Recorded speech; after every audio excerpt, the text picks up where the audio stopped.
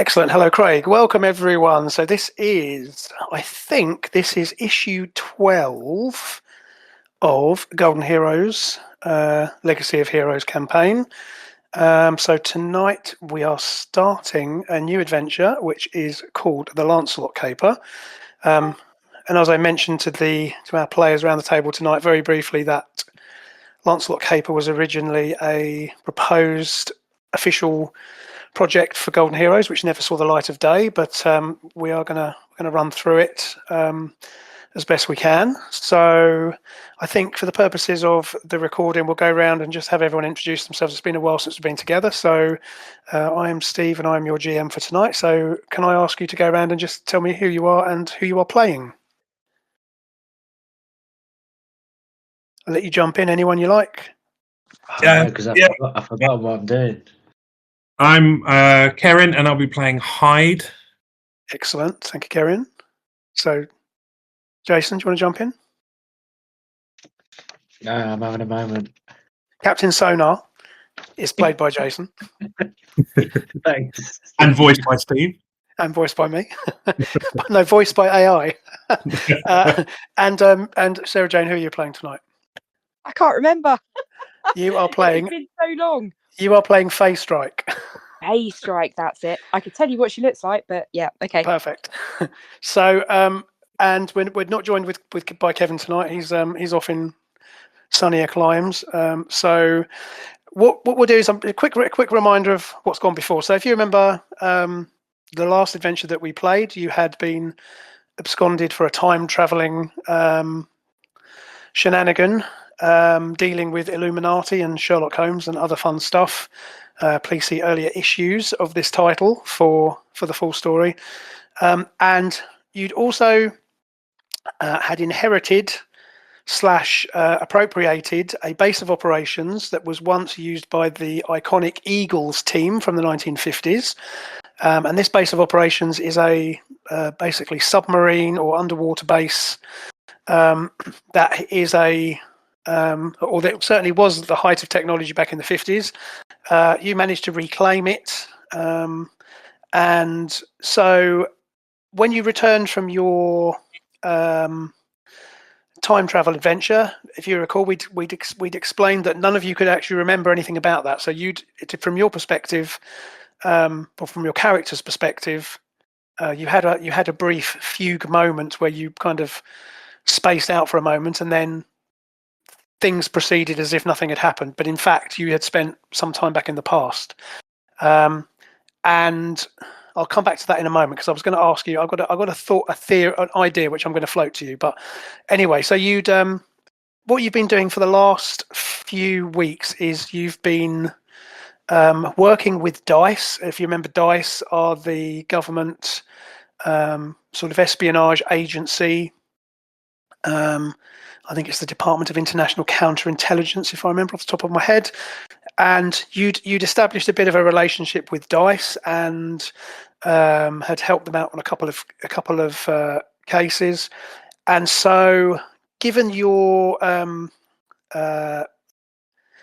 liberation of the Eagle's Nest base, that DICE have proposed to you that they are exploring, or the government has tasked them with exploring the idea of a official superhero team for the UK. There are unofficial teams operating. There are other countries have teams operating, but the Eagles was the last time in the UK that there was a government sanctioned team, and so there is talk of having such a thing existing again. And so as such, they've offered you the use of this base. Now, one thing to cover is also your occupations, because obviously, as I recall, I think all of you are pretty much don't have regular jobs, if I remember rightly. So I know Captain Sonar is a member of the armed forces, and so his secondment to this project would be easy because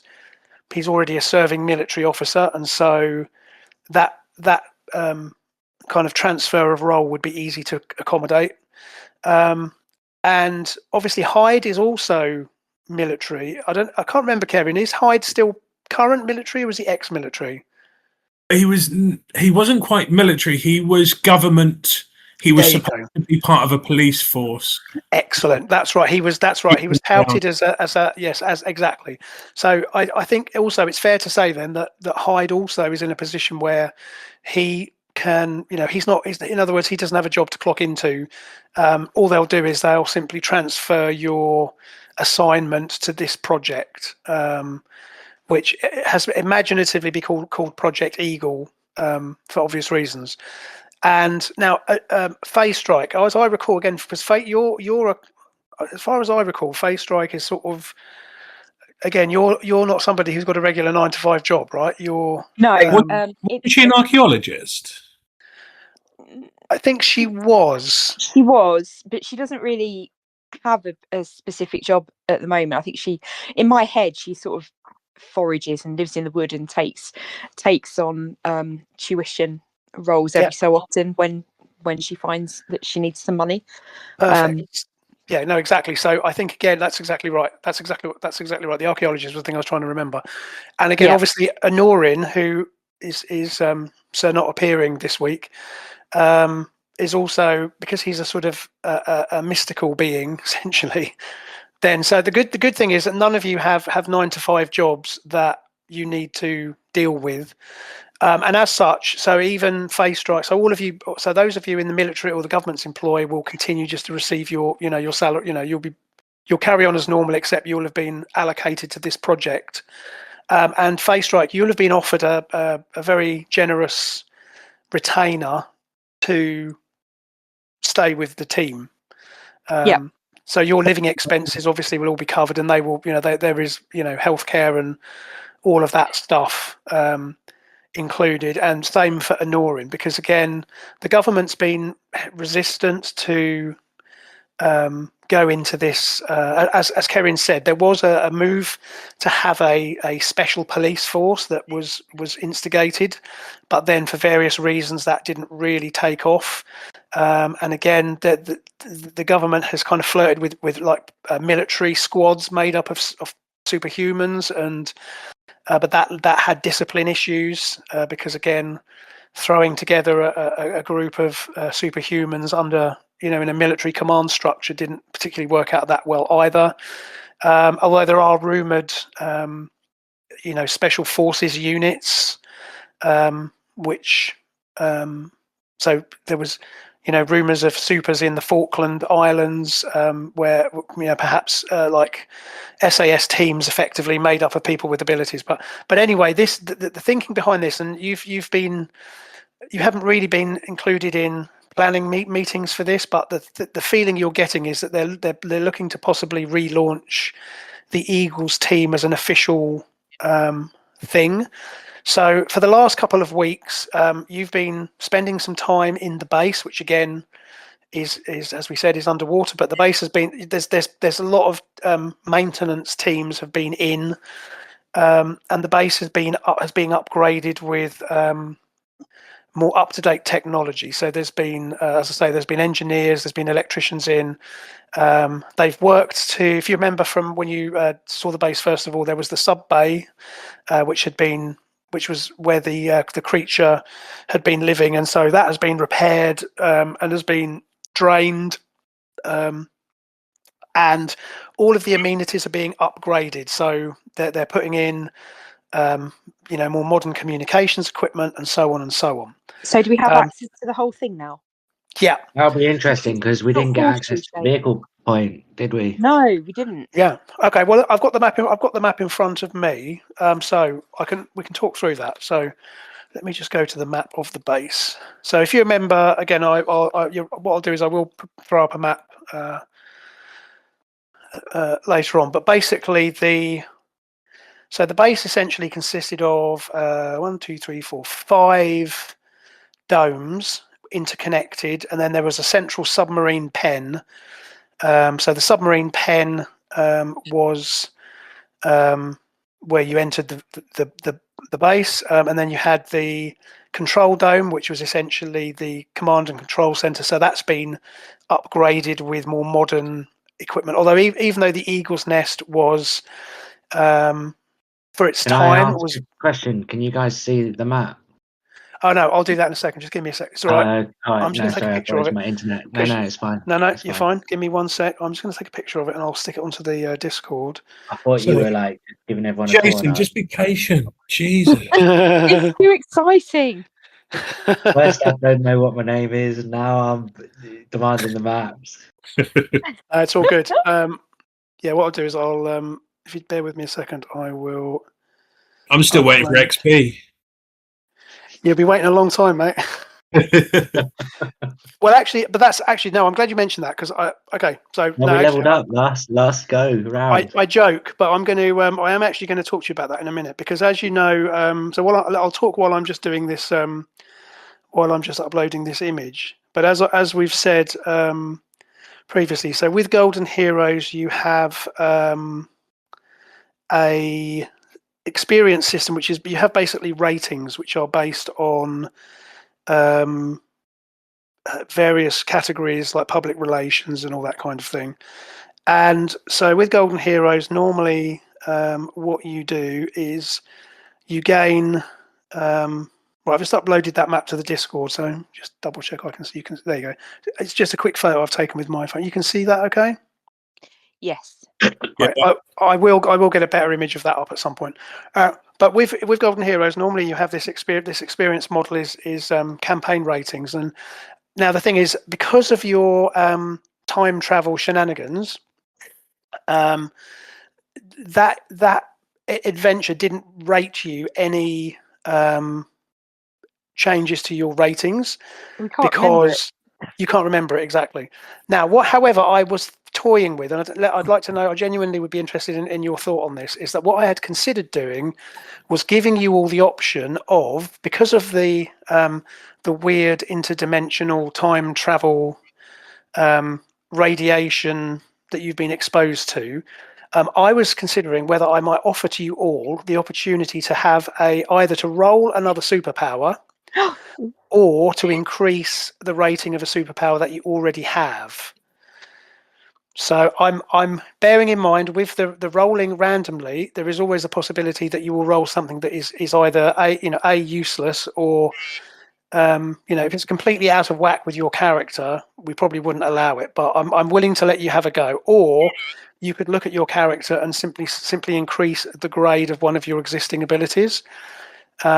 So in lieu of you getting experience to your campaign ratings, then I thought that might be a fun thing to do. Because again, the fun thing is that your characters won't remember why, or have no explanation for why this just might happen, because this is all to do with you having time traveled and all of that stuff. So I don't know how do you feel about it? Does anyone think it's a good idea or a bad I think idea? it's a great idea. I'd love to roll up and just for the plot, just to see whether I end up with something either brilliantly useful or absolutely hilarious. Either is great. Okay, so how do you feel about it, Kerrin? What do you think? I'm going to be quite boring and sort of say to you that I feel my character needs to be a bit stronger. Could I just make him a bit stronger? Yeah, 100%. I'll let you, if you want to buy a grade of superpower, a grade of super strength, that'll work for me.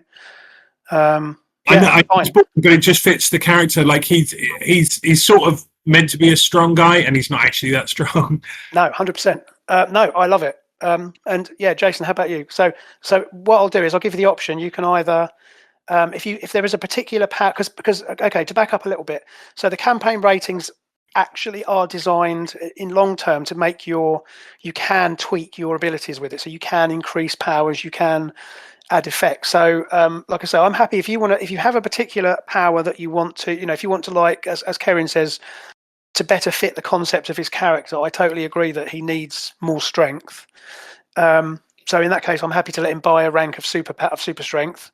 And you can either do that. So if you have something on your character that you think, I could do with him being better in that, or if you want to just roll the dice and see what you come up with, again, I'm happy with that. It's really up to you. I'm very glad he's rolling the dice. That's all I want to say. Did you say you're glad I'm rolling the dice the last time I rolled? Sarah Jane's rolling, yeah. I like a bit of randomness, but I'm not willing to take a risk. I'm here for the chaos. You probably figured that out by now. Yeah, the chaos is good. I mean, I'm here for that. But like I say, I also agree with Kerrin. I think Hyde definitely needs a bit more oomph. Yeah. So, well, I'll tell you what. Why don't we let Jason have a think about it? Let's just do it then, because it'll be fun. So, okay, Kerrin. So we'll do you first because you know what you want. Yeah. Cool. So what I'm going to do is, so with super strength, the way that super strength works is what I'll do is I will update the character sheets Perfect. later. So don't worry about it now. But for this session, I'll make a note of it. So the way super strength works is quite simple. So with super strength, a grade of super strength, you get. Okay, so grade 1 gives you. So what you do is you get one. So let me just read through it, and then I'll get you to roll it. So you get 1d10 plus 10 points of strength. So what you do is you roll a d10. Whatever you roll, you add 10 to that. You get a damage modifier of +1 for each strength point above 15, and it might also affect things like damage modifiers. But again, simply put, if you want to just roll me a d10. Yep. Rolling now. D10. Roll high would be excellent. 16. But, So okay, so you get an increase of 16. So your strength is going to go from what have we got at the moment? So your strength at the moment is 10. Is 10 because you had previous training, which increased. Sorry, you had the growth power, which gave you a +2. So your strength is now going to be 26 essentially. So what that does for you, it gives you a damage mod of +11. So any time you roll to hit with physical damage, you're going to add 11 points to that. That will also increase your pushback threshold. Your pushback threshold will go back as well, will increase as well, which is good. So that just means you're harder to knock off your feet. And yeah, that's pretty good. So I've made a note of that, and I will update your character sheet in time for the next session. And the way this manifests is that, simply put, again, you don't look any different. You just, next time you hit something, you'll suddenly go, oh, hang on a minute, that feels good. Yeah. And as I say, this is all because you've all been infused with these, interdimensional energies from time travel. So there you go. So your character has now got, and I'll add it to the character sheet as a grade of super strength. Perfect. So happy with that. Maybe now my DNA accepts the serum slightly more. There you go. Better. More Exactly. Let's say exactly that. So we'll say that the time travel radiation has, as you say, it's modified your genetic structure so your cells are more receptive to the serum. So that'll manifest, and that might be an interesting thing we can do with future advances. There might be other things we can work with on that. Perfect. So there you go. So Hyde has now got, and also I always like to do this bit as well, is have a look at the table for super strength to see what you can do. So with strength of 26, so 26 means you can lift a car or a light aircraft, and you can essentially throw a helicopter or a sports car. Nice. So that's what you can do with a strength of 26. So again, that basically your lifting capacity is about is around about 1,500 kilos, something like that.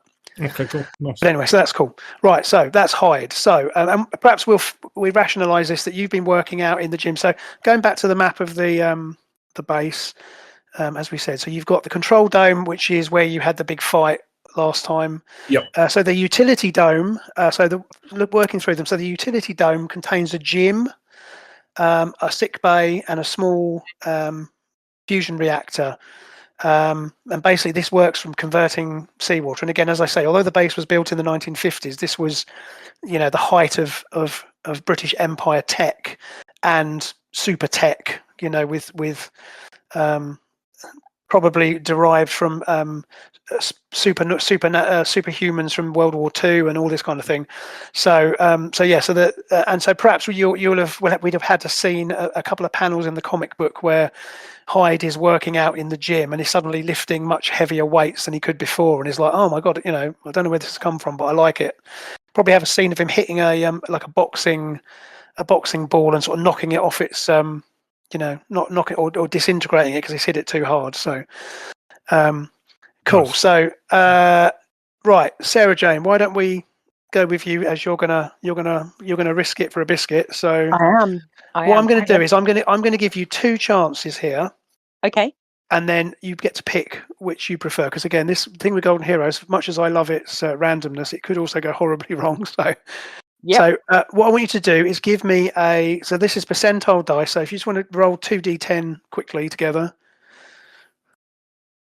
So 33, and then do Yep. the same again, and then I'll tell you what those numbers add up to. So you've got 33 and 88. Oh, look at that, Howard. What are the chances? Okay, so this is great. Oh Okay, God. no, it's good. It's good. It's good. It's weird, but it's good. Okay, so your first option, 33, gives you 1 grade of health. So what health does for you is, let me find my little notes on superpowers. Right, so what health does for you, health basically gives you, it means you're unnaturally good or have an unusual recuperative powers. And the options are you could gain disease, radiation immunity, environmental survival, which for example would mean you could breathe underwater or you could breathe in outer space or something. Ooh, okay. Fast recovery, which means that you regenerate hit points at a much faster rate than normal.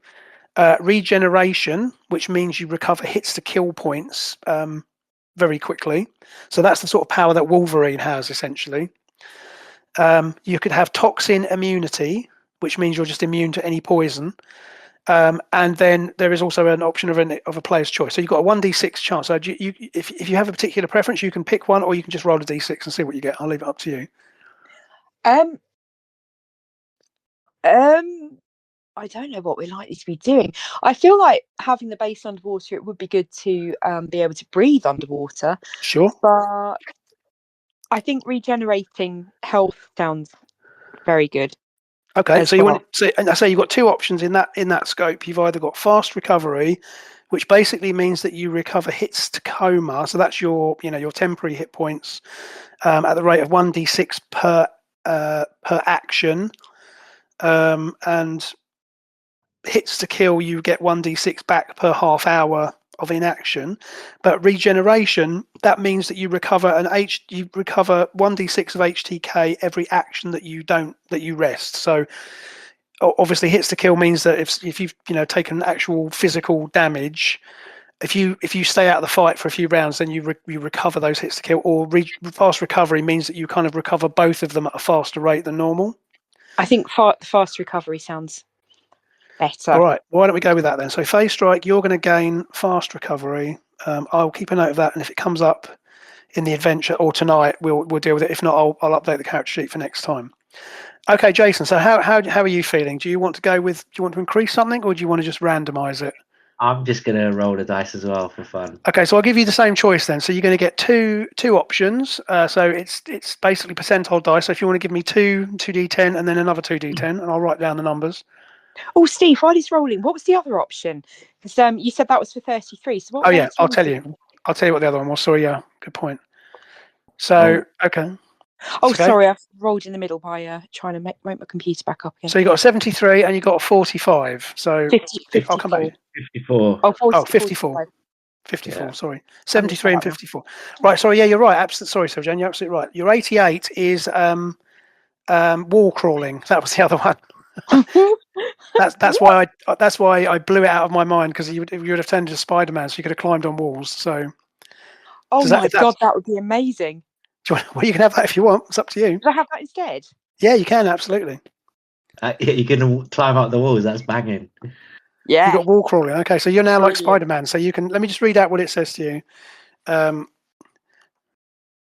So I'm not going to give Kevin this option, because frankly he's too powerful as it is anyway. So okay, so the character can walk on walls and ceilings without handholds, and in normal circumstances you have no chance of falling. And it can be done through suction pads, adhesive secretions, through the fingertips, manipulation of gravity field. Doesn't matter, but the point is you can essentially walk on walls. So this Spider-Man. is amazing. I love it. Yeah, there you go. Fine. So Jason, right. So you had 73 was your first one.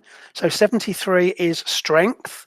So that means that would, as we did with Kerrin, you would gain a grade of super strength, which you simply roll, and then you just you roll a d10 plus 10, and that gives you a super strength rating. So your character's strength he's got 13. So he's certainly stronger than your average man, but obviously super strength can be useful. your other option was 54, which is probability manipulation. Oh, okay. So probability manipulation is one that I think Kevin's character has. So the way so you've got two types of probability manipulation. So you roll a d6 to determine which one you get, but there are two types. So there's conscious probability manipulation. So that means that the character can cause small amounts of good or bad luck. So for example, when rolling a d6, you could attempt to will it to come up every time. And basically it takes an action, and then I just tell you how likely it is to happen, and then you roll a dice and you have a percentage chance to achieve it. So you would say, oh, I want to try, if somebody's trying to shoot at you, you could say, well, I want this gun to jam, and then there'd be a probability of that happening, and then you'd roll to see if that happens. So it could be useful. The other one is I think the one that Kevin has already, which is unconscious probability manipulation. So the way that this works is it means your character's naturally lucky, and it means that you have a permanent luck percentage of 1d6 divided by 2 multiplied by ego. So let's say if you rolled a 3, that'd be a 6. So that would be you'd have you'd have a 42.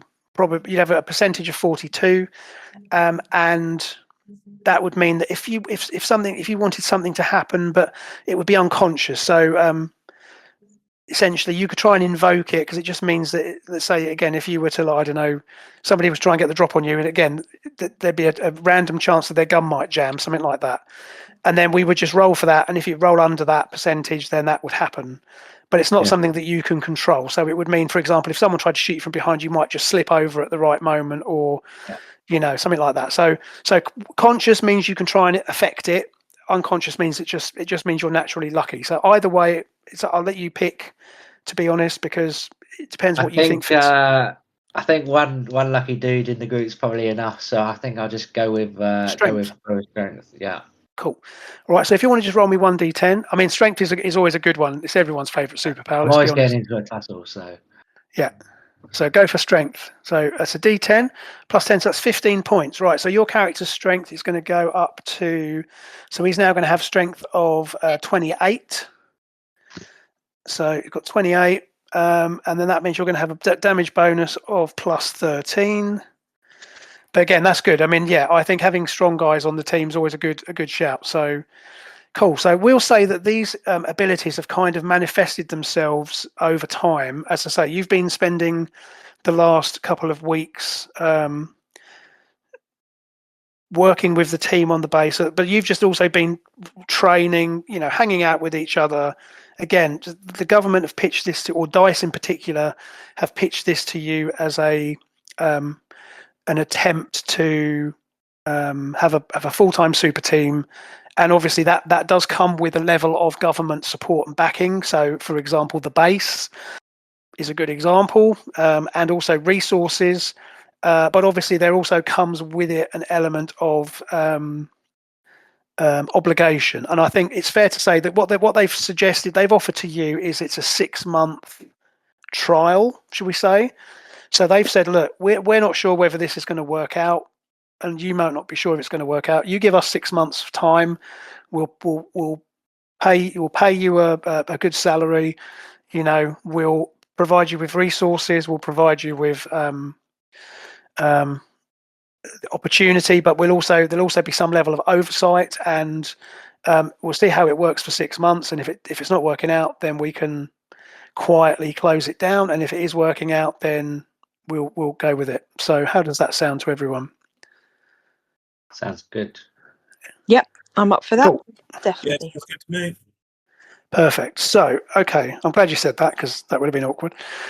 So I'm retired, Steve. Yeah.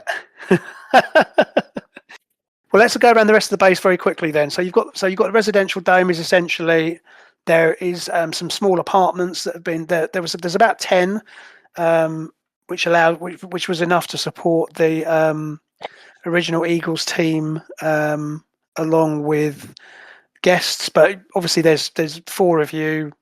So you have these are not huge, but they're comfortable, and you're allowed to obviously populate them with your own stuff and to decorate them as you see fit. There's also a galley section in here. There's also obviously washrooms and that kind of thing. But there's a communal kitchen and a dining area in that dome as well. Then you've got as I say, the submarine pen is where you first entered the base originally. There isn't a submarine in there currently, apart from there is, because obviously they brought you in a submarine. But more on that in a minute. Then you have the control dome, which we talked about. So the research dome is essentially it was essentially a scientific lab, and this is the one place where they've not really spent much effort because none of you are particularly scientists. Sorry, Kevin, was that you? No, okay. So none of you are particularly, I don't think, scientifically inclined. So the original Eagles had a couple of scientists. So this has got a lab and everything, and they've tidied it up, but they've not really done much in here at this point. And then Captain Sonar not a scientist? I mean, I Yeah. suppose you are. It's up. Well, yeah, that of course you are. Yeah, you're right. You are a scientist. Sorry, yeah. Is he more of an inventor? Like, I'm a research scientist for the Navy. Yeah, you're right. I apologise. You're right. I totally overstepped you there. So you forgot his name, and I forgot his profession. I'm a verifiable doctor. I have a PhD in everything. You are a PhD. Okay, so I'm going to take that back and say we'll assume then that Captain Sonar is given latitude to do what you want with that place. They'll give you, again, within reason, they'll give you you can tell them what equipment you want, because that will also allow you to continue with your normal research on the base. And again, that might come in handy in the future because there may be other equipment and stuff you can come up with. But for now, you've spent some time helping them just set up a research facility to your approval. And then the other dome is the vehicle dome. Now, so the vehicle dome was the one that was originally damaged, and so the vehicle dome is essentially contained small sort of one or two man submersibles. There's also escape pods in that dome as well, so in case the base was breached. And what also has happened is DICE have also offered you, or they've provided you with a vehicle, because again, flight is not. Can any of you see that? You got that image? Oh, I'm on the Sorry, this is on the. I see it. This is on the VTT. So originally, the Eagles had a vehicle which was called. They used a multi-purpose vehicle called the Eagle, Eagle Wing. And so this vehicle you see in front of you, DICE have given you the use of this vehicle because none of you are flyers, I don't believe, apart from obviously Kevin with his dragon thing. But to allow you to get to trouble spots more quickly, they've offered you the use of one of these multi-purpose vehicles. And what this is, it's able to basically operate as a small submarine, but it also operates as a jet. So in other words, it can get you from the base to wherever you need to get. And this is actually a Hawker Siddeley vehicle, so made by the same people who made the Harrier jump jet in this universe. And currently the vehicle is done up, as you can see, in DICE colours. But the plan is eventually they will rebrand it as Eagle Wing, which is the vehicle of the Eagles. But for now, this is at your disposal. Now, again, I don't think any of you. I'm just going to check Captain Sonar because I keep forgetting what skills he's got. I don't think any of you have got piloting. I think I'm right in saying.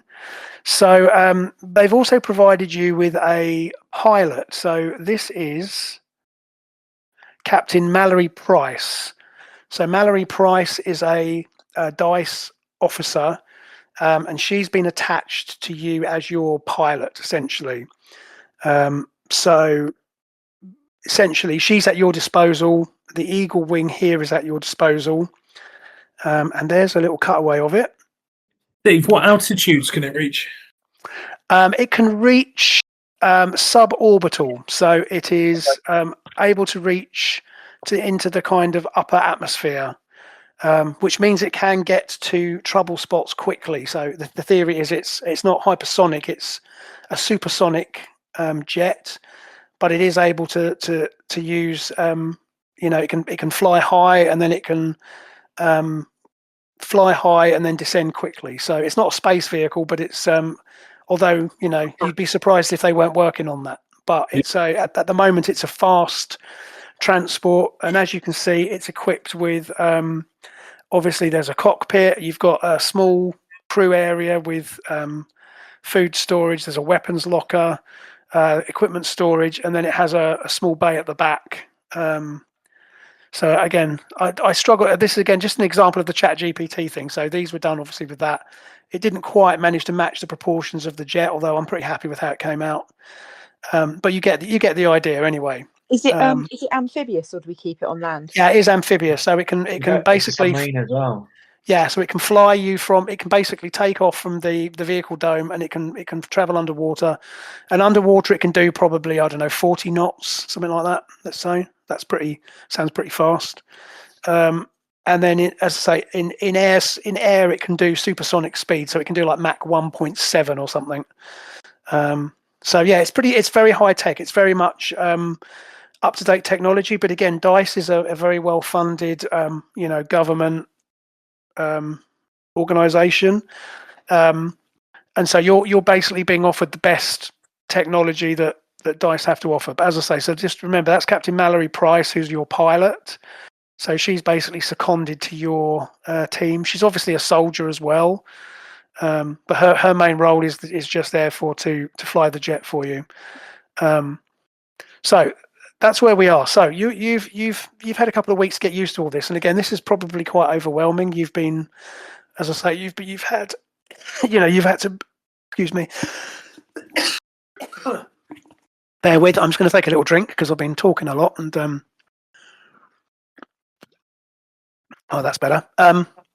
So you've obviously had quite a lot to take on board, but also this seems to be quite a good opportunity. And again, so far you've not really had any clashes with the military. Again, you seem to have a fairly good working relationship with DICE already. And again, if there is government oversight, you've not seen any of it, at least not directly. You've dealt with Major Dawson, who's obviously been is the DICE is basically the head of DICE, who you dealt with originally. And you've also had some dealings with another senior DICE operative, whose name is Colonel Hansen, and she's another senior DICE operative that you've dealt with. But again, your last couple of weeks have been filled with learning about some of the new tech, and getting to know the base, tidying the base up. And it's on the morning of May the 9th, which is a Thursday. So it's 1984, just to remind you all. May the 9th was a Thursday. Little bit of context. You'll be pleased to hear that Lionel Richie isn't number one anymore. It's now The Reflex by Duran Duran is number one in the pop charts. And I did sadly look all of this up. Steve, I appreciate it. What's that?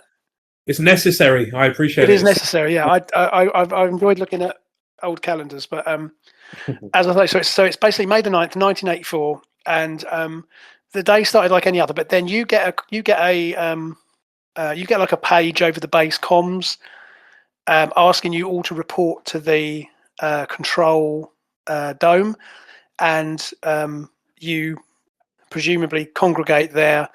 And there are a few techs who are still working on the systems.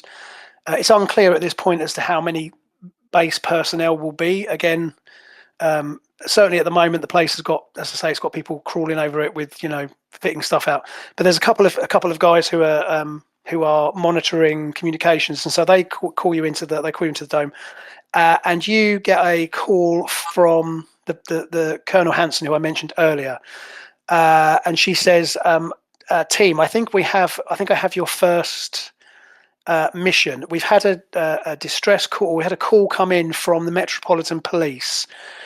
We've been informed that a uncontrolled metahuman by the name of Blacksun has appeared in central London, and is currently threatening the Bolivian embassy." And you sort of maybe all look around and go, "Bolivian? That's weird." And She says for context, Blacksun. What we know about Blacksun is that he was a.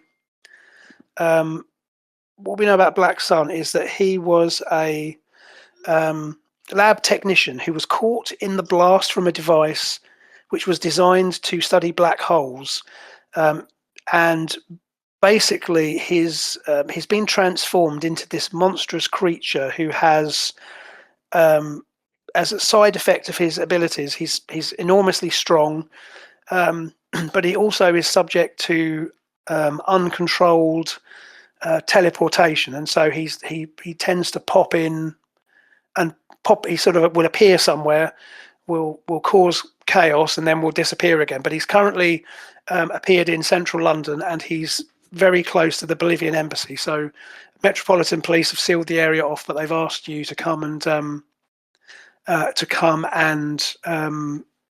do what you can to restrain him, or at least urge him away from the embassy. I've already given the coordinates to Captain Price, and she's waiting in the vehicle bay for you. So good luck, and I'll check in with you later. So obviously you'll have time to gather any equipment that you need. So Captain Sonar, have you still got the frost cannon? Yeah, I believe we've still got it. Yeah, that's cool. I think that you probably just adopted that as your. I'm going to actually add that to your character sheet as well. I'm going to make a note. Hold on a minute. Yeah, I think you've kind of adopted that now, haven't you? It's come in handy so far. Yeah, it really has. Yeah, yeah. So okay, so I'll add that onto your character sheet as well. So that's fine. Cool. So you all gather your equipment and you make the vehicle bay and troop aboard the Eagle Wing. And you're greeted by Captain Price, who she's already doing pre-flight checks and everything.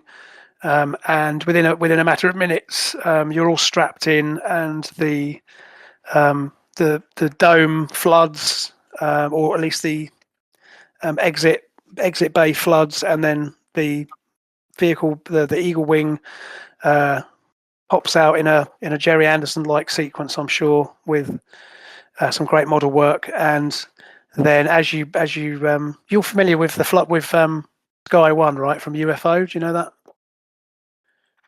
Any of you familiar with that? No. You're all too I'm just you're all too picturing young, aren't you? Thunderbird. Yeah. I'm not So sure, that's- but I'm expecting lots of smoke and bubbling ocean as we thrust out into the sky. If you give me a second, I'm going to find a picture of it, because if you haven't seen it, you need to check out UFO, because it is very cool. But one of their vehicles is they have this like submarine that's got like a jet fighter on the front of it. Oh, cool. And hang on a minute, I'm trying to find an image of it. I'm sure there's probably. Oh, actually, that's pretty good. Oh yeah, there we go. Right, just bear with me a sec. I know this makes great listening, but I just want to show you this this picture because it's cool. Discord, come out of there. There we go.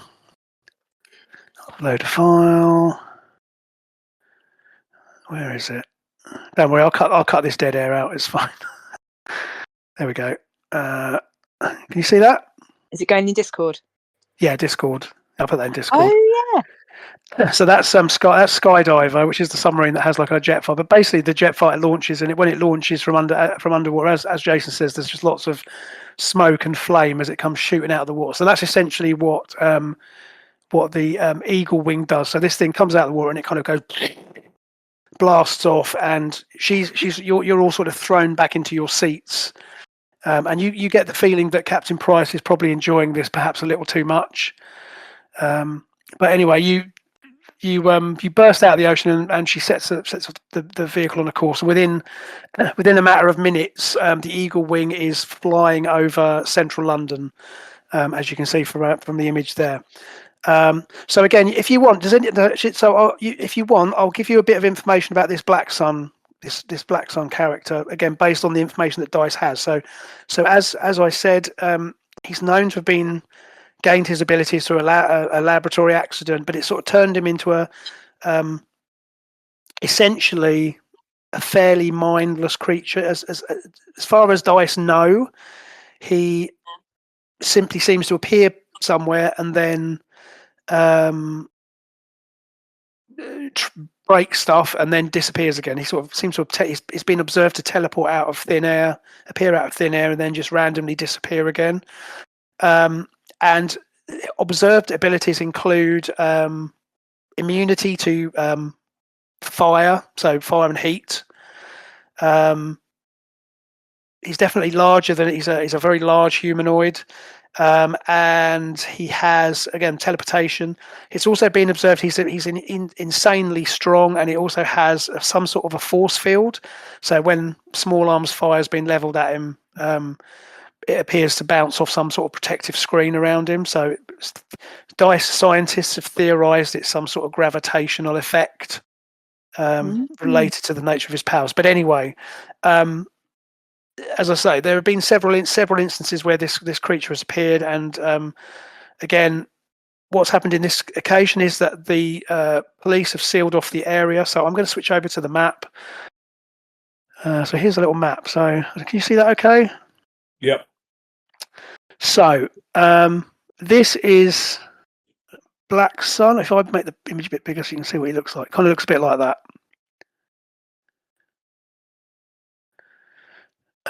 And he has appeared, as I say, in Central London. So this is actually, again, another ChatGPT thing. This is actually the actual real. So this bit, if you can see on the map where it says Dayton Square, or Eaton, it's actually Eaton Square. You see this? You see number 127 on the map there. Yeah. So that is actually in real life. That is the real life Bolivian embassy. It's in Kensington. Right. But that is actually. So I actually took a Google map of the real Bolivian embassy in London, and that's what it looks like. But obviously, I've had ChatGPT kind of jazz it up a bit, but that is basically where it actually is. You can definitely tell when ChatGPT's had a hand at lettering. Oh yeah, it's not the best at that. But as I say, if I'd had more time, I probably would have cleared all the lettering off it. But no, I've been playing around with it. It's quite good fun. So you obviously appear. I'm going to place you all sort of down here somewhere. By the way, on the map, the squares here are actually about 5 meters in. As I say, I messed around with the grid, but I think they're actually more like 5 meters than the usual 2. Oh, I'll get rid of Anurin because he's not here. So you guys are.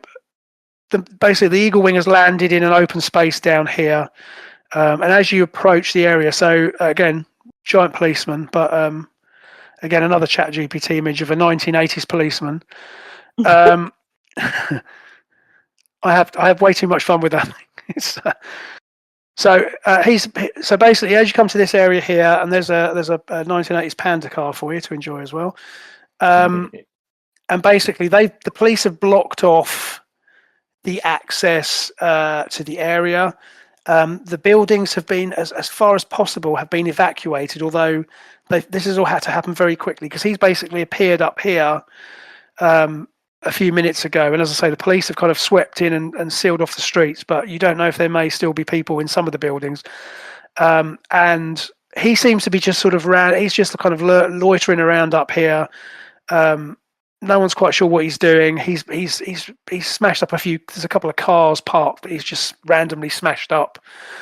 And it's really up to you how you want to try and handle him. But again, you probably don't want to try and take him on face to face because he's, from all that you know, he's probably tougher than you really want to tangle with. But again, your aim is really to delay, is to keep him busy, and the hope is that he'll just get bored and he'll just teleport away. Or the police have also got there's also army support en route, but they're going to be a short while. So, but there you are on the map. So I'm going to leave it up to you as to what you want to do. So I don't know. You have a chat first. See how you feel about handling it. Can I just check, Steve, that for the purposes of the game, the Bolivian embassy that we're trying to keep him away from is located where we can see 127 on the map.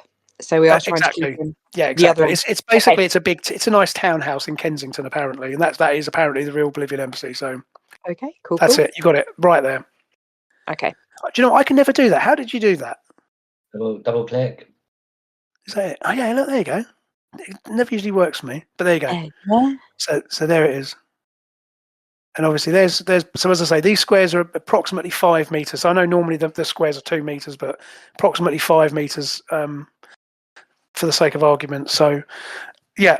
So and I say, as far as you know, let's say the police have done this all very rapidly. They say as far as they know, they've managed to evacuate most of the people. And obviously everyone else has been, they've used loud hailers to advise everybody else to stay inside. But really, it's up to you how you want to approach him. You're welcome to approach him, or you can not approach him and try and keep him occupied other ways. It's really up to you.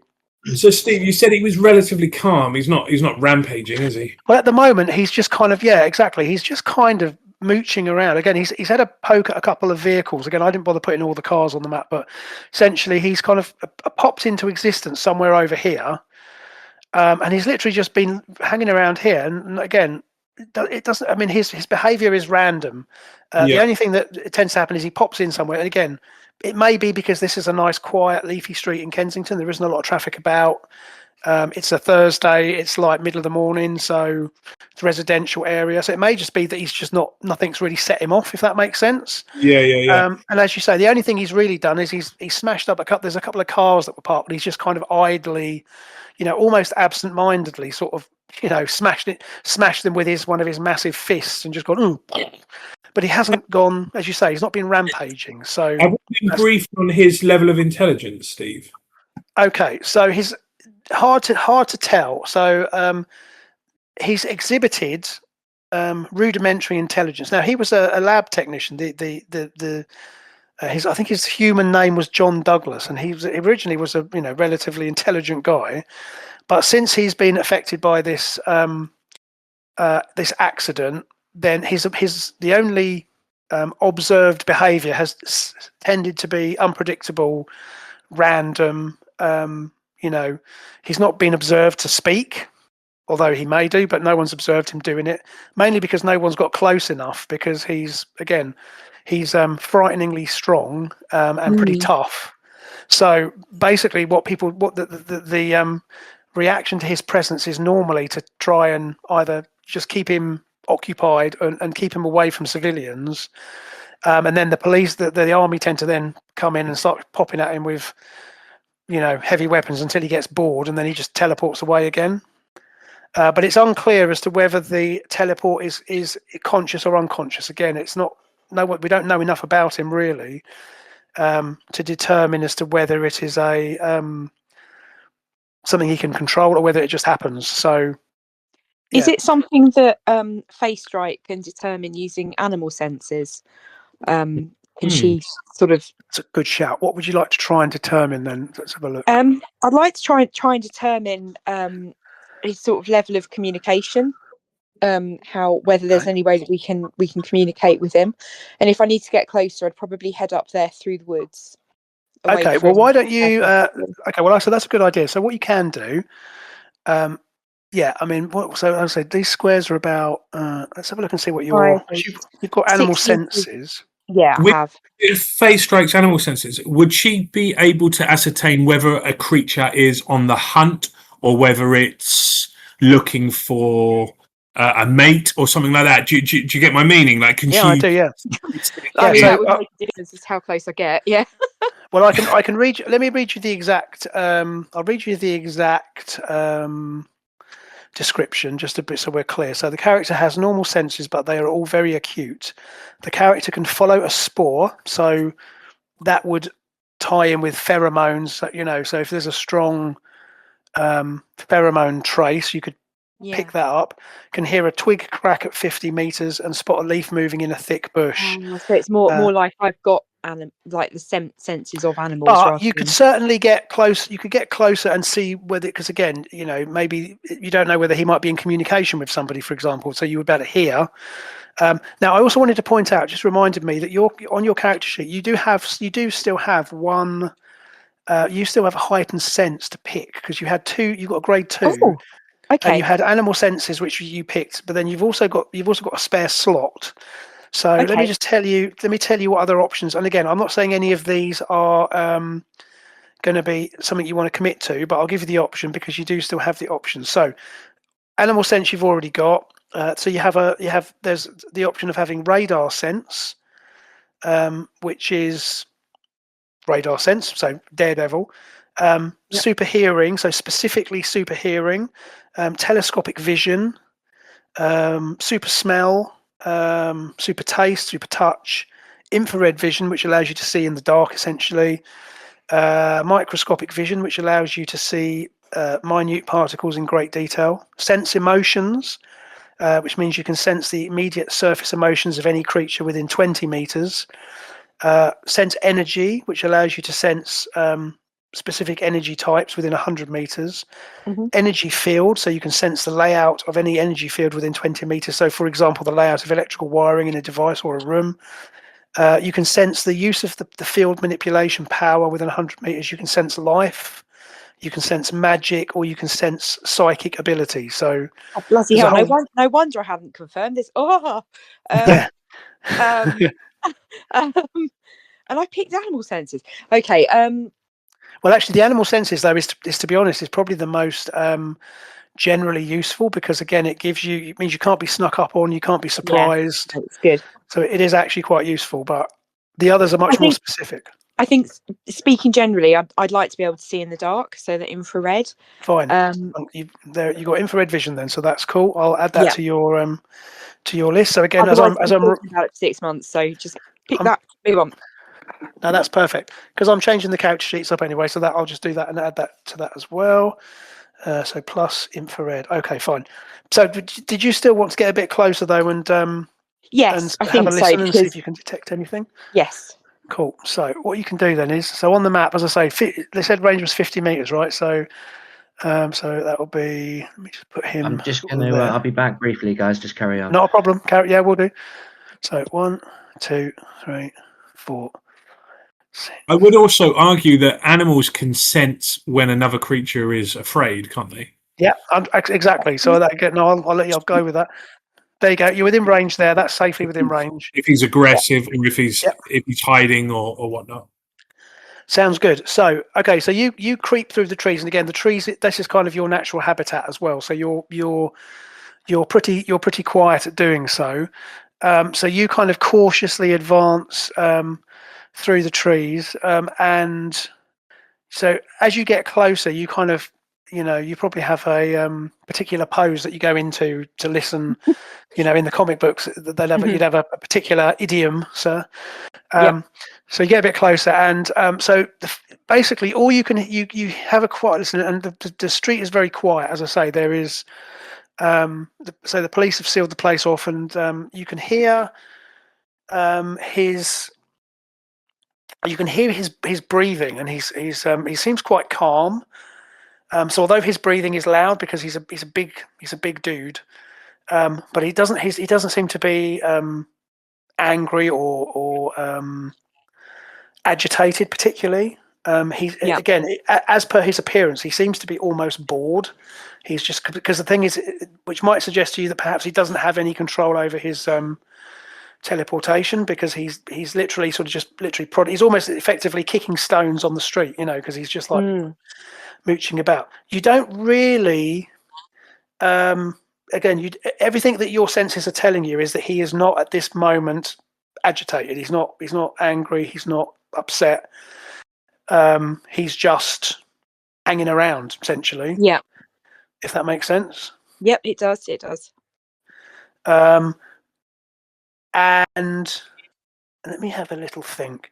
So the only thing is, so as you are paying attention, so you're kind of just keeping an eye on him from there. Also, one thing I forgot to mention is I'm going to assume that you've been issued with comlinks. So you all will have rudimentary. Bearing in mind it's 1984, but you all have some sort of communicator. So it's not necessarily a walkie-talkie. I'm assuming you've probably got a headset or something. Okay. So that you Not can like keep in a touch. fast play mobile. Maybe if you want one. No. But I figured you probably have like a headset with probably a pack strapped, sort of attached to your uniform somewhere. But the point is, it means that you can keep in touch over the radio with the rest of the team, so you can be just observing him. So I'll feedback to the rest of the team as quietly as I can.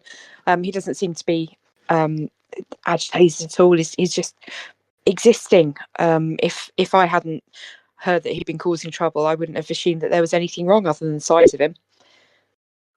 Yeah, exactly right. I'm wondering if we just observe him and hopefully he'll wink out, and if he does do anything, then we have a plan in place to try and. I thought I'd walk up to the embassy.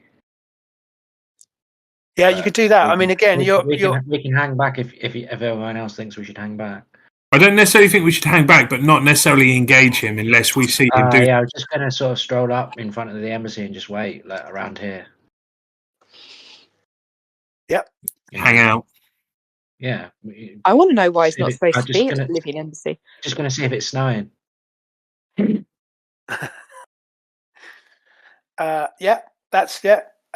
at the moment, as I say, he doesn't seem to be paying. He doesn't seem to be too bothered. He seems to be simply, again, from all that you know about him, is that he is, he's unable to affect,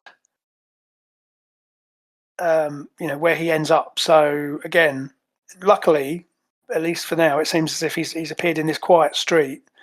And the only reason I think the police have probably panicked a bit is because of the fact that there is an international embassy in the. Do we know whether it's that he's specifically interested in the Bolivian embassy, or is it just that it happens to be one that he's appeared nearby? Or is anybody interested in the Bolivian embassy? I don't know. I have no idea. That's why I'm going to have a look, see if they're doing anything interesting they shouldn't be doing. Yeah, I mean, again, you can certainly do that. Again, he's the answer to your question is you don't know. There's been nothing to suggest that he's taken any particular interest in the. Just going to use that in a minute. She's teleported in. Yeah, boom, bamf. There's nothing to suggest that he's particularly interested in. Let's put it that way. He's made no effort to. Other than, as I say, sort of mooching around up here. And so far, as you say, everyone's been observing. Walk over here. That's where I'm going. So the Bolivian embassy is basically it's a big townhouse, and there is a flag of Bolivia. Don't ask me what the flag of Bolivia. That is one gap in my research. Red in it or green. I suppose I can probably very quickly Google it and tell you what it looks like. We'll have to check. Well. So the flag of Bolivia. Red and green in it. What a surprise! Yeah, it's red. It's red, yellow, and green, with some sort of a crest in the middle of it. So you approach the building, and again, the building, to all intents and purposes, looks like it's obviously a very nice townhouse. But if it wasn't for the fact that it had the flag of Bolivia outside, and it has a nameplate on the wall. And as you approach, Captain Sonar, you do see that there seems to be movement inside, but there are obviously people inside there, but they're obviously sensibly keeping a low profile. So you can see movement inside the building, but you don't see anything suspicious. Presumably, once they've heard the alert from the police, they've just locked the building down. But yeah, you approach, and he doesn't really show any interest in you at all at this point. He's just kind of still hanging around up here. And as you are all observing, however, Face Strike, you hear a door opening, and out of this one of the townhouses here, you see a young woman comes out. And completely oblivious to what's going on, she sort of heads down. She's got a car parked on the street, and she sort of comes, marching out of this townhouse. And she goes to get into the car, and she sort of gets in, and she slams the door. And you see that Blacksun, his sort of head kind of turns, and you can hear a sort of a low growl building in his throat. And there's a Porsche, let's call it a Porsche, sitting on the street here, and she gets in this car and she sort of turns the engine on, and it's and you see him now he's now starting to move towards the vehicle. So I think at that point, what we're going to do is we'll have to go into some combat rounds, I think. So I'm going to get you guys to, if one of you can roll me a d10, please. Okay, that's a 7, and I got a 9. So, okay, so he is going to get to go first.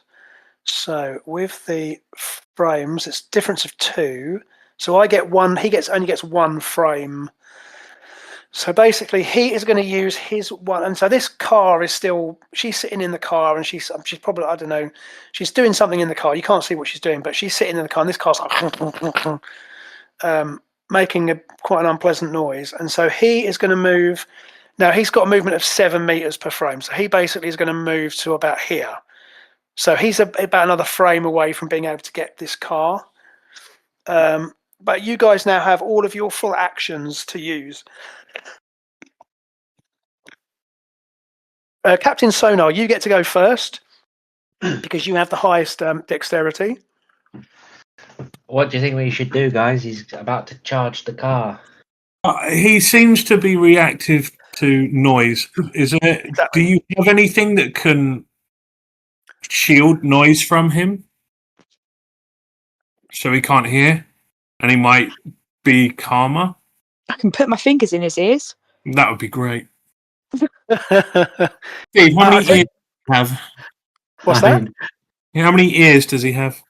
It seems to have the regulation 2, although they're hard to spot because they're kind of buried into his big, thick skull. So, I mean, I could do the opposite of shielding from noise, which is to shoot him with some ultrasonic. well, what you could do, of course, you've got an ultrasonic attack, haven't you?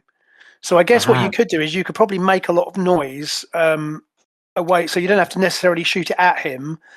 But obviously, if you shoot your ultrasonic weapon, then it obviously makes a noise. So you could probably, fire it away from the car, perhaps. We could. I mean, I feel like we're being incredibly ableist. Should we not maybe sort out the cause of the problem, which is the woman in the car? Yeah, but I can't reach her. Oh, That's the problem. He's getting to her before he does. Can I? I've got about 40 meters on my ultrasonic attack. Yeah. 1, 2, 3, 4. Yeah, you can just about hit him from where you are. Can I, rather than shoot him, can I, ultrasonic noise there? Absolutely, 100% you can, yeah. Cuckoo, I'm in the woods. Yeah, you can absolutely do that. Make some noise over there to distract him. Especially if you go caw every time you do it. You can definitely do it. You 100% can. So you can just shoot. Basically, you're right. You can just shoot at a target over here. Because the point is, you're just don't hit face strike. But your your ultrasonic weapon basically makes a an ear splitting noise because it's a sonic weapon. So you could certainly do that. You could probably rattle the tree here. So I'm just going to get you to roll a d20. As long as you don't roll a critical failure of 1, then that's fine. So you shoot, let's say 40 meters, wasn't it? So what's that? 1, 3, I'm over 5, here. 7. So basically, So you basically shoot your ultrasonic weapon. There you go, and it kind of essentially impacts here. And there's like rings of because although the beam is probably invisible, but there's it's almost like a heat bloom that's visible, and then this tree, you sort of hit the tree, and it's making this god awful sort of shrieking noise. And his kind of head whips round, and he then his attention is clearly on here. Now at this point, the girl in the car suddenly realizes, despite having been completely oblivious before, she can't, even over the sound of her car, she can't miss the sound of this ultrasonic beam. So she's now looking around, and then phase strike, you can see that she clearly spots this great hulking creature behind her, and she now starts to scream. Fortunately, this guy, he's still interested in this. So he's still heading for the. His attention still seems to be on the tree. So, so Captain Sonar, you've just used. So that I think is a 2. That's 2 frames you've used up because you've used energy attack. So you've still got frames you can use. So you can shoot again, or you can move, or you can do something else if you like. I'll leave that up to you. Or you can hold those if you want to hold those frames. You can do that as well. It's up to you. I'm gonna just hold it until either he like runs closer to her or everyone else has done their stuff. That's perfect. Okay, so Face Right, we'll go to you next then. So you're next on the list. So what would you like to do? Okay, I think I need to deal with her. Is it possible that I could? I mean, when you say deal with her, you pull your bow and you're like, at this point, I have developed an irrational dislike of the woman. I have to say, I don't know how far can I move in one turn. okay. Of course, it's like 6 meters. You have got a movement of 6 meters, which basically is about a square and a half on that map. It's a bit I can't vague. actually get her. But what you can, no, you can, because you can. That's each frame. So you've got 4 frames. So you can go. You could move. That's what's that? 1, 2. So 4. That's like 20. Yeah, you can do. You've got 20. You've got 24 frames of movement. So yes, you can get to her within your turn. It's up to you. What I or would you can like get to close do- enough to shout at her and say, "Shut up." Yeah, I mean, what I would like to do is get to her, and if possible, drag her up and over the wall of the embassy, because presumably they're in lockdown, so they've locked the door. They're not Or going to you can let her just in. You can also go up because this is Sorry, this not is the her embassy. house. Yeah, Yeah, but up you and- can this. Yeah, this up is and just a cover row of the front townhouses. So door. as you can see, they've Yeah, all cover flat back roofs. So and front door. you can do that. Cool, you can do that. So it'll take you. Let's say it's going to take you. What's that? That's what we said. That's what 6 meters. It's going to take you 3 frames to get to get close to her. And Yeah. obviously you move very quietly because I'm again gonna you're kiss used her. to this. Shut up. Yeah, and she's like, "Ah, what is it? What is it?" So you've got a frame left that you can. So I mean, realistically, that probably is going to involve you grabbing her out of the car. So I'll take you a frame to basically get her out of the car. She also has she's got 2 frames. So I mean, you can also just encourage her to get out of the car. And she can sort of move to you. So you can either. I mean, let's make a decision. Let's give it a 50-50 as to whether she's going to do what you tell her, or she's just going to run for it. So if I roll a d6, we'll do 1 to 3. She's going to listen to you, and 4 to 6. She's going to run for it. Okay, great. Oh, well, she actually listens to you. So she actually gets out of the car, and she goes, what's going on? But she keeps her voice down, thankfully, and she's turned her car off. So you can explain to her what's happening, or you can just sort of deal with her next round. But yeah, the good news is that Blacksun still seems to be intent on checking this out. Yeah. Although, as I say, he hasn't moved yet because he hasn't had his other frames yet. Right, so Hyde, over to you.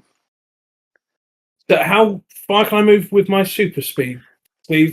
With your super speed, you can peg it actually. Okay. So you can move 12 meters per frame. Yeah. So essentially, I'm going to call that, it's basically 2.5 squares per frame. So you can move, what's that, 48. So you can basically move 50 meters essentially in a round, which is like 6 seconds. So yeah, you can really peg it. So what's that? I can get quite close to where he might end up. Yeah, you can certainly. I'll say you can certainly get over here, no problem. So my thoughts Oh, were 1, 2, 4. That's 2. So yeah, again, you're going to end. You can basically within 3 frames, you can get pretty much right over there wherever you want to be. okay. That sounds great. So I want to meet him in the woods. Yeah, but I want to try and enact. You know when when Black Widow tries to calm the Hulk, she's like, yeah, okay. The sun's getting low, buddy, sort of all of that sort of stuff. So I want to approach him with a calm voice and quite an open stance and speaking quite a soft and voice. your punk rock outfit and your cricket bat. Yeah, that's exactly it. Yeah. No, that's fine. You can certainly do that. I'm going to see if he responds to sort of calmness at all. That's okay. No, good. Yeah, good shout. So right, you can move yourself to where you want to be. Yeah. So like I say, I'm happy for you to pretty much move anywhere over this sort of over this area. You can easily do that with your speed. Okay. Right. So face strike. You just feel a gust of wind as he kind of whips past you. Yep. Okay, and then you've okay. So then you've probably got another frame. So yeah, you can try and talk him down. So I think what we'll do is, because it's his turn to act. Now the police basically are. They're not really doing. I mean, you've told them to keep back. Or they've been ordered to keep back anyway. Their job is mainly to keep other people away. And so he's going to act next. Now, at the moment, so his first frame, he moves over here, and he's purely focused on this area where Captain Sonar shot his energy beam. And you see him approach this tree, and he's literally he literally sort of pushes it with his hand, and this tree like goes and falls over. But he seems more curious than angry, if that makes sense. He's literally looking to see what the source of the noise was, and he obviously can't see anything. So if you want to try and talk him down, I think what we do is we're going to use ego here. So what I'd like you to do is, you have got an ego of 8. So I want you to give me a D20, if you wouldn't mind. Just roll a D20. Brilliant. Oh, perfect. Right, so he's actually got an ego of 16. Now, ego is nothing to do with intelligence. Ego is like willpower. However, because you rolled under your ego, and he actually rolled over his. So at the moment, you are keeping him calm. So you are talking to him calmly, and he actually is responding to you. He kind of looks round at you, but again, he's more curious. He's not angry, and you're keeping a nice even tone of voice, and he's just sort of standing there, and he's not really showing any overt signs of hostility. Okay, cool. And again, that's because you've basically talked him down. And presumably you want to try and keep him occupied while Phase Strike gets this person clear. Exactly. Yeah. Okay, so we'll go to the next round. So, Captain Sonar, sorry, you've still got 2 frames left. So what would you like to do with your 2 frames? I'm just going to walk over here a bit closer. Perfect. Yeah, just move yourself up there, then that's fine. Stick yourself there. Yeah. Perfect. Okay, so next round. So what I'm going to do is shall we do let's do a combat round. We'll do a combat round, even though you're not technically fighting him, but let's just do it because it makes sense to manage what you can do. So I got a 3. So do you guys want to roll? Does one of you just roll a D10 for me? A 6. Okay. So you beat. Cool. So you get 2 you all get 2 frames to act. So just a reminder, with a frame, so in each frame you can move your full frame movement. You can do a simple task, and then if you want to use superpowers, it usually takes an action, which is basically 2 frames together. So you have the option to use a superpower, or you can just do movement. So so Captain Sonar, again, you always get to act first because your dexterity is highest. So I'm gonna just move another 2 frames. I'll just move over here. Perfect. So you just move up. Perfect. No problem. So you're now much closer. You can see that Hyde is actually managing to keep this thing calm. He's and you can't quite hear because he's a few meters. He's a fair distance. No, he's not that far away. He's 1. No, you probably can actually. He's like, what's he? 1, 2, 3. I must be able to hear. Sure. Yeah, he's only 15 meters away. Yeah, fine. You can hear that you can't hear specifically what he's saying, but he's just seems to be talking to him calmly. And it seems to be working. He's not reacting particularly at the moment. And so next up is Phase Strike. So you've got the Sloane Ranger here. So yeah. Have I persuaded her to go back into the house to sort of? She's persuaded. So you can either take her this way and get her to safety here, or you can take her back into the house. It's up to you, really. Can I leave her to go back into the house herself and just reposition myself? Can do. So she will use her 2 frames, and you sort of urge her to go quietly, and she sort of walks calmly, or at least she tries really hard to walk calmly back into her house, and she basically locks the door behind her and disappears. So yeah, you can put yourself wherever you like. Okay, I think I'd like to quietly just go round to this side, sort of Okay, try that's and fine. hang out behind a tree or something so that he can't Yeah, see me. perfect. You can do that, and then Hyde, you're presumably you're still talking to him. Yeah, yeah. If I can keep him like this for as long as possible, so assume that's kind of what I'll be doing. Okay. And then Captain Sonar, you've got two more. Well, we've all used up 2 frames. So, okay. So I'm going to just make an ego roll for him. Just bear with me. Okay. So he is still calmed. So I've rolled under his ego. So he's still calmed. And he's not, again, he's sort of, he's sort of swaying a bit about a bit, but again, he's just like looking at you, but he's not really showing any overt signs of aggression at this point. Steve, have we got anyone to contact for further information? For example, if there is any more briefing on this guy as to when his jumps have been recorded. For example, I would want to know if he needs to be agitated for him to sort of teleport.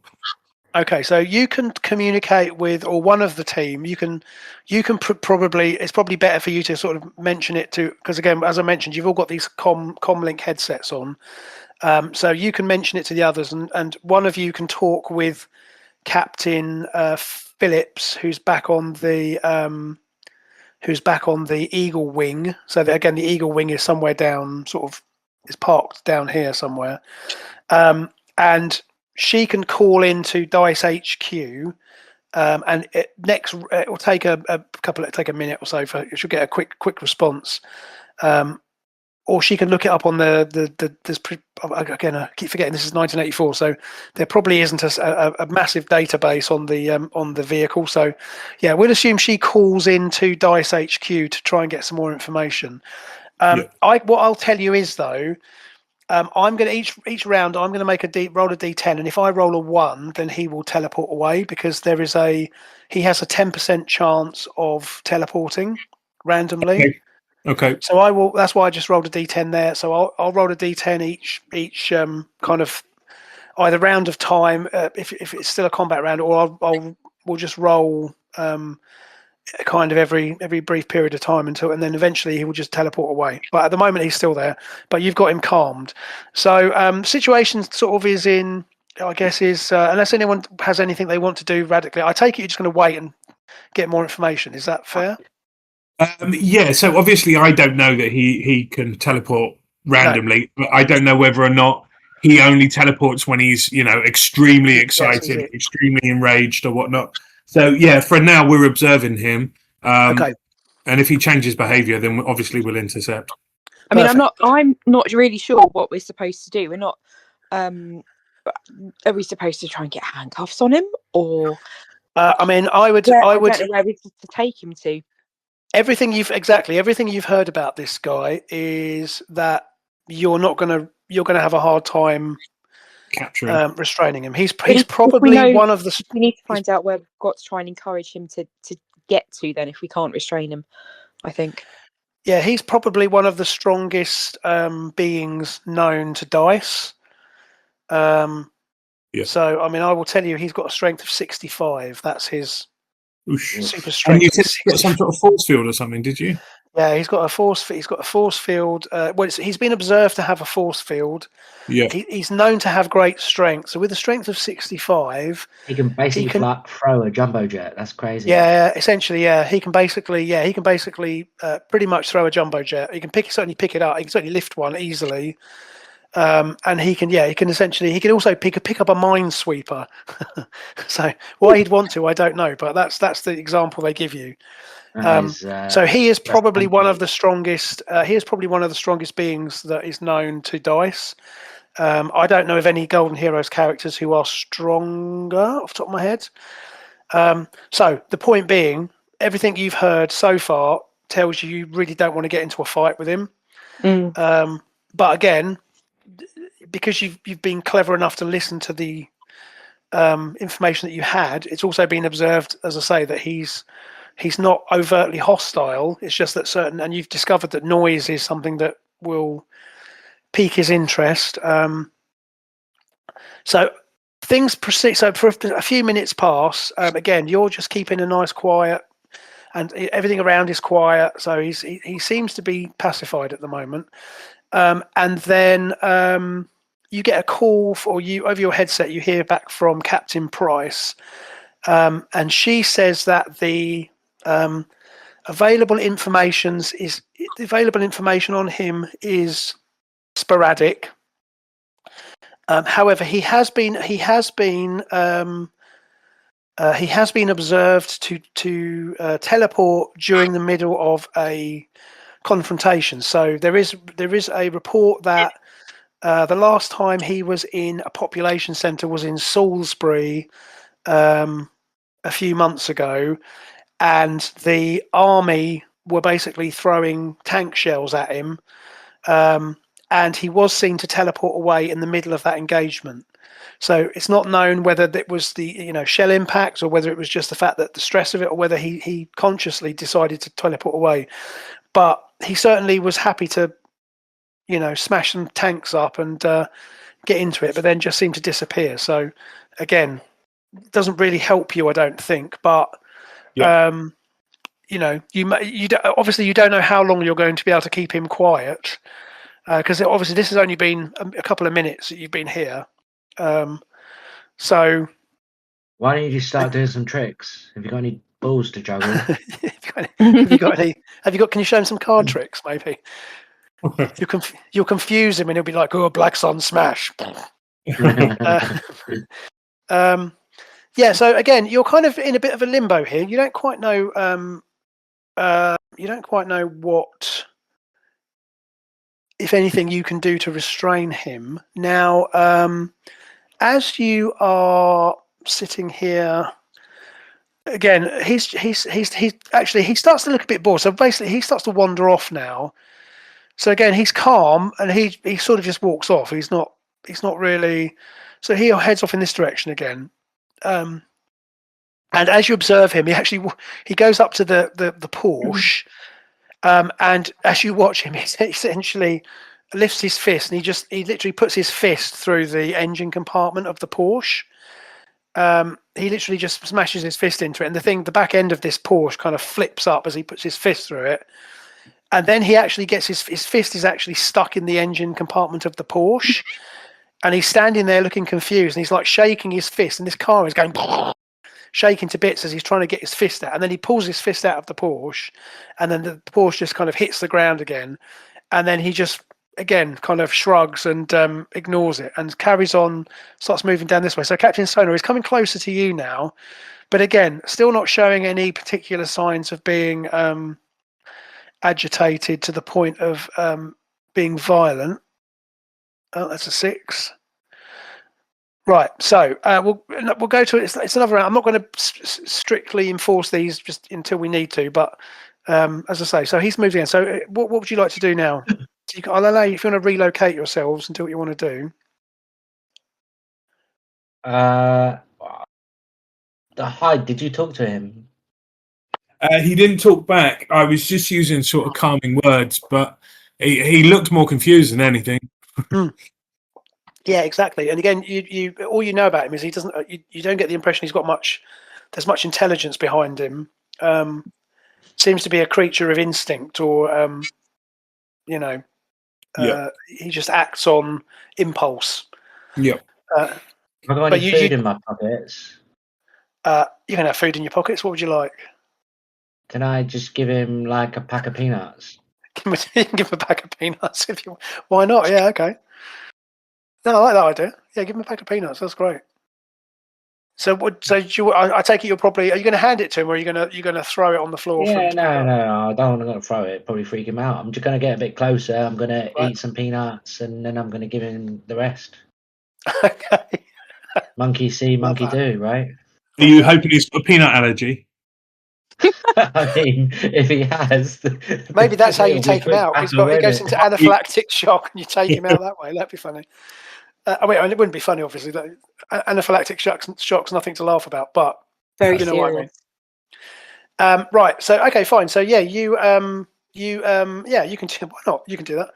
I like the randomness of that. So you walk up to him, and yeah, you do exactly that. You sort of, I suppose you pantomime it, do you? So you open the bag and you make a big show of going, putting a peanut in, a couple of peanuts in, and then you hand him the bag. Yeah, and he looks at you and takes it off you. I rolled a d20 again, and I rolled under his ego again. So again, he's like, so he takes them off you, and he kind of looks at you, sort of shakes the bag, which is actually very comical because he's got these huge hands, like rock-like hands, but he's got this bag of peanuts, and he sort of shakes it, and then he just basically tosses the whole bag into his mouth.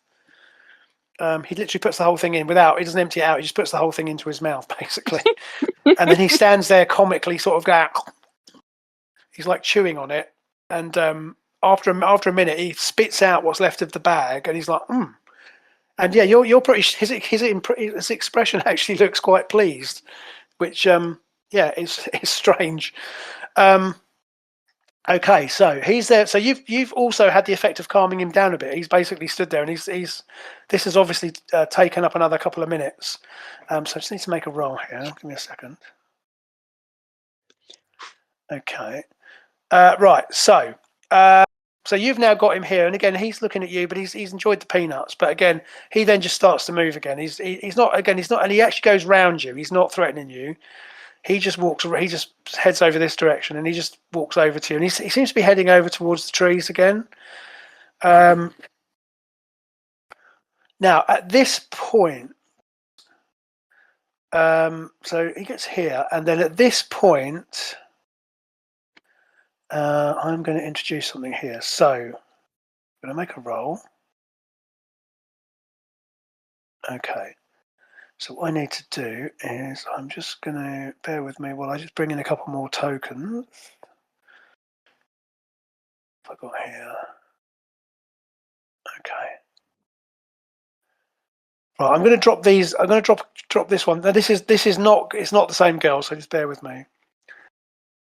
But okay, as you, so everything is calm, and then suddenly there is a commotion from the embassy, and they're cloning Sloane Rangers. Look, That's what they're up to. Yeah, those damn Bolivians. So as this is all going on, and again everything's been nice and calm, suddenly the front door of the Bolivian embassy is thrown open, and there's a big commotion, and several and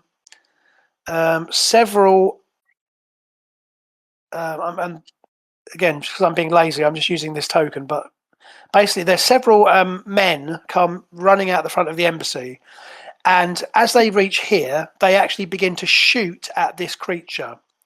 So they come down here, and they're actually armed. And as they come here, Hyde, you can probably, Captain Stone, you've probably got the best vantage point, but you can see that they seem to be protecting somebody. So you suspect they've got the ambassador, and they've come out. They've come out of the building, and they're armed with machine pistols, and they start shooting at Blacksun. So they're kind of going, and they're obviously they're kind of shouting in what you presume is Bolivian, and they seem to be trying to get the ambassador out of the building, and in doing so, they have started shooting at Blacksun, and he obviously is now enraged by this.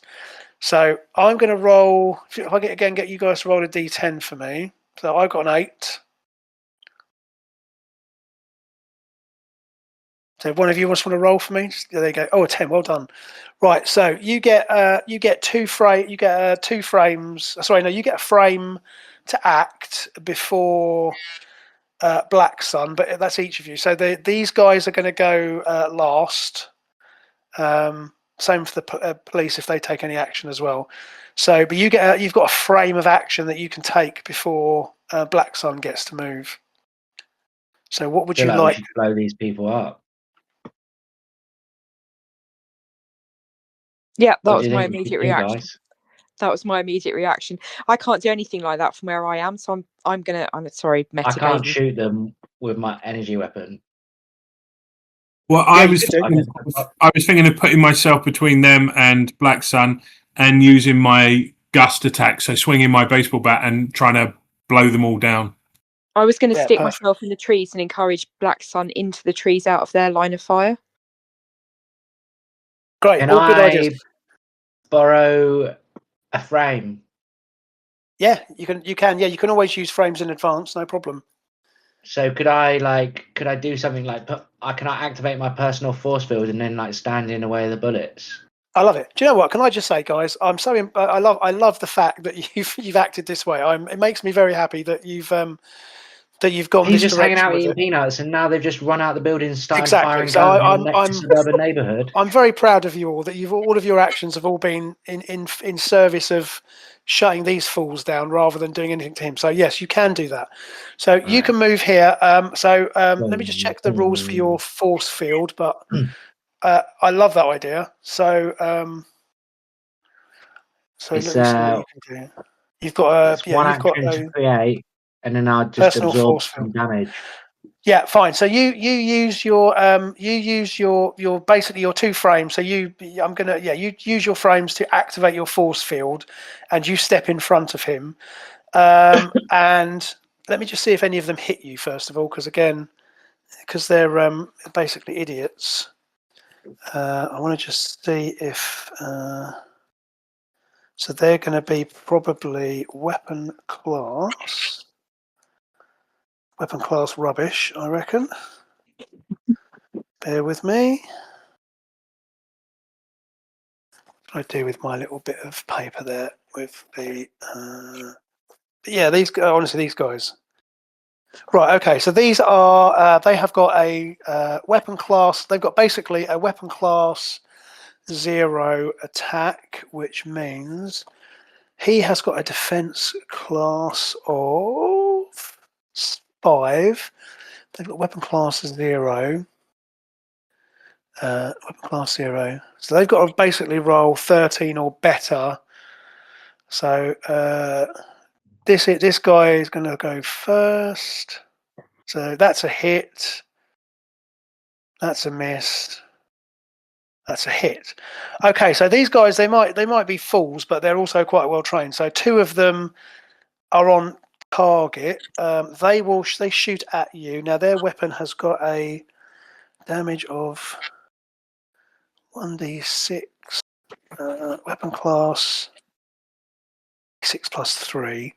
So the first one has got and then right. So your force field absorbs the damage. So basically, they're shooting at him. You get in front of them, and your force field sparkles as the bullets like fly off it. So they're like, and these bullets go ping, ping, ping, ping, ping. Fine. So you've taken your action. You've got your force field up. So next to go is phase strike. So what would you like to do?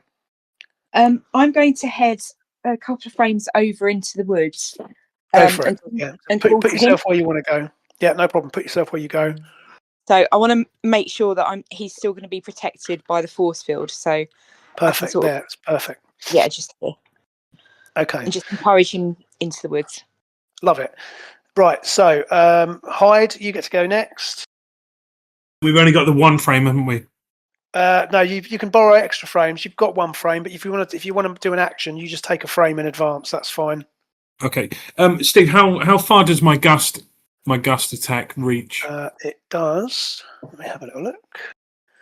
Blah blah blah blah blah. Oh yeah, because you've got weapon. Yeah, you've got winds, haven't you? That's right. Because you use it to use your bat, don't you? To do. Yeah. So I'm going to stay with weapons. So that's weather control, which does. Let's have a little look. It's probably. Oh, so it's got a 20-meter radius. Okay. So 20 meters is going to be. So you're there. So we said it was 2 meters each. Didn't we? I said it was 4 meters each square. So if I come up next to Captain Sonar and then borrow a frame, Perfect. Go there. So you go there. Yeah.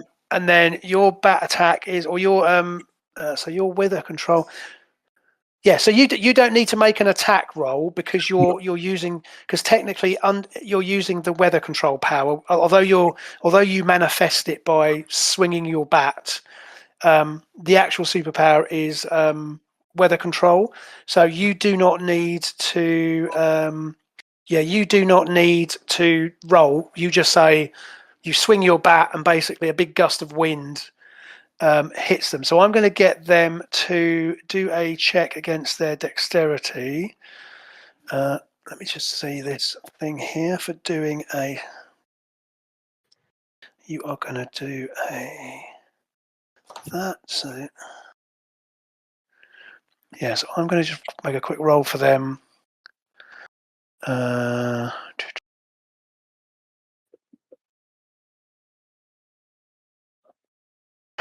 And perfect.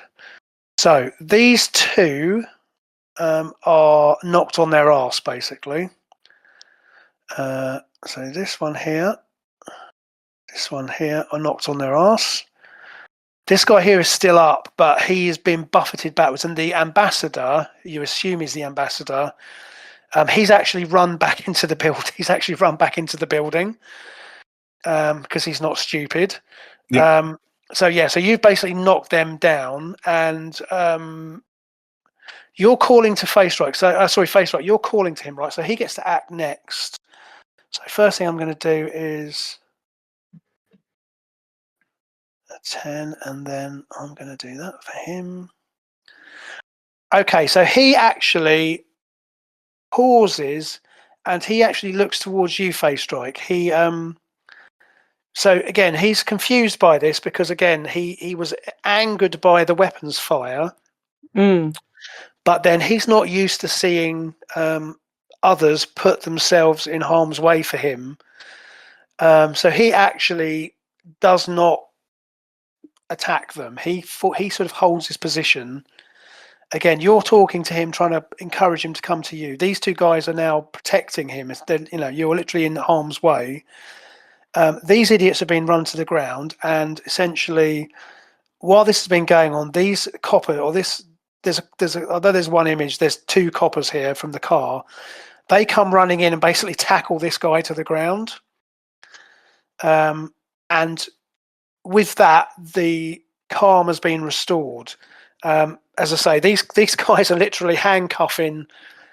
Two coppers here are handcuffing these Bolivians and disarming them while this is going on. And you two can. That'd be an international nightmare.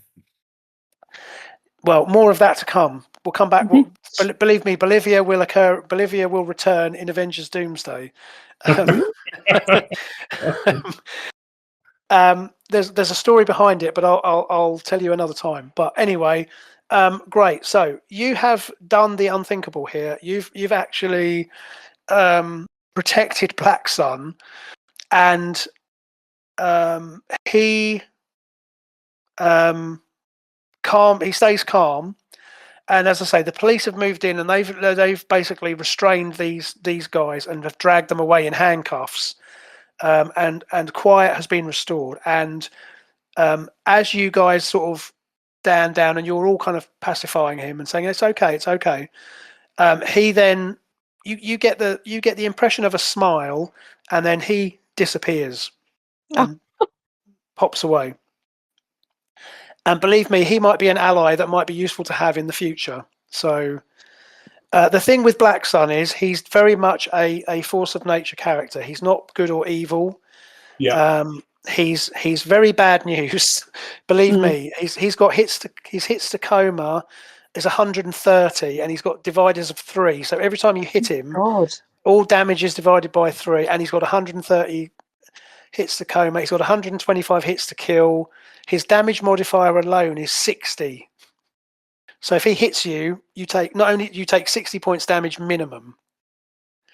So yeah, he's very bad news. But the key thing that you picked up on is that he's not inherently evil.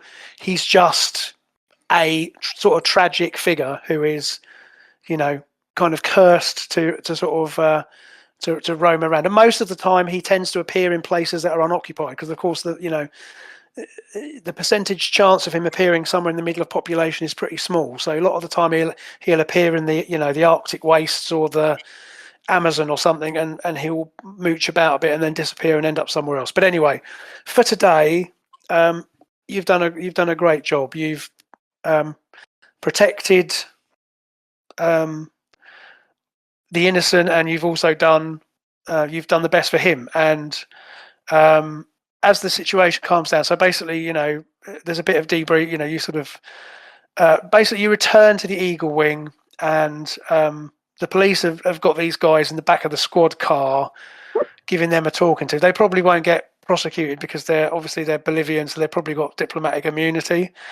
But anyway, the situation is under control again, and you return to the Eagle Wing, and then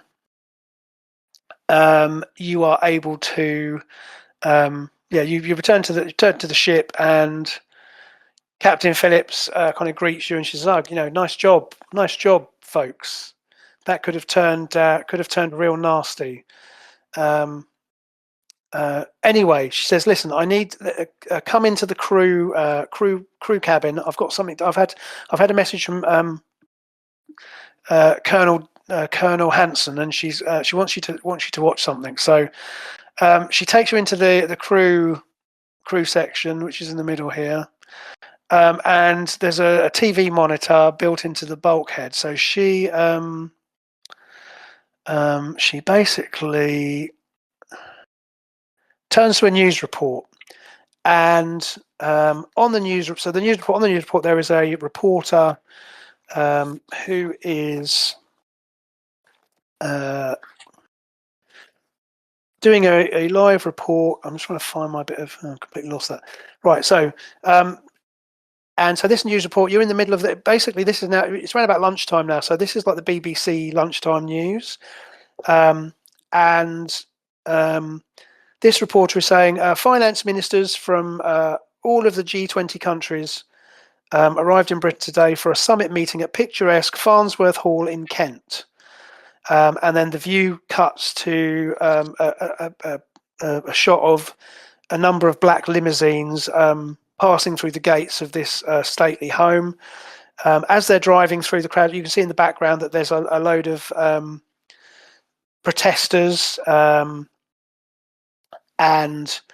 the reporter carries on and says, the main topic of discussion today is likely to be the state of global recovery, and this is actually a meeting of what was then the EEC. It's obviously back in the 1980s, so it's not the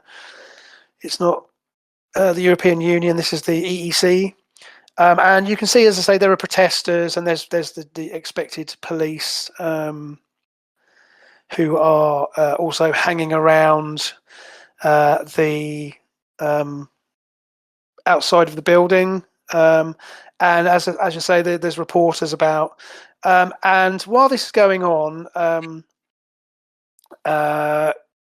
so you sort of Captain Price says this is a recording that was being sent to me by Hanson. She's just wait a minute, we're getting to the good bit.